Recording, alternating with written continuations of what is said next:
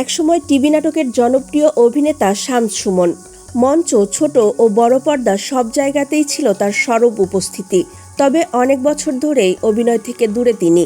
বছর কয়েক আগে নাটকে তার অনুপস্থিতি নিয়ে প্রশ্ন উঠতেই উঠে আসে তার আক্ষেপ ভরা উত্তর, আমাকে কেউ ডাকে না, তাই অভিনয় তেমন করা হয় না। এক সাক্ষাৎকারে তিনি জানিয়েছিলেন, অভিনয়ের প্রতি আগ্রহ থাকলেও কাজের সুযোগ পাননি।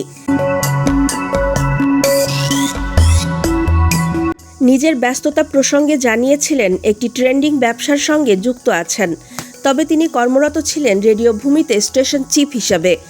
অভিনয় না ডাকার কারণ ব্যাখ্যা করতে গিয়ে শামস সুমন সেই সাক্ষাৎকারে বলেছিলেন, মধ্যবয়সী শিল্পীদের চাহিদা কমে যাওয়াই এর একটি বড় কারণ। তার কথায়, মাথায় টাক পড়লে হয়তো বাবা চরিত্রে ডাক পেতাম, কিন্তু সেটাও হয়নি। তারপরেও কেউ ডাকলে আমি অভিনয় করি।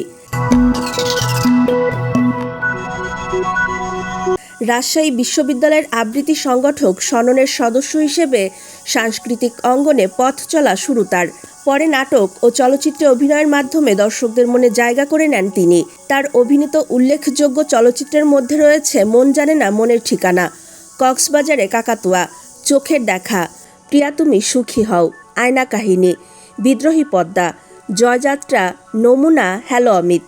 গতকাল সন্ধ্যা 6:45টার দিকে কার্ডিয়াক অ্যারেস্টে আক্রান্ত হয়ে ল্যাব-8 হাসপাতালে মৃত্যুবরণ করেন এই অভিনেতা।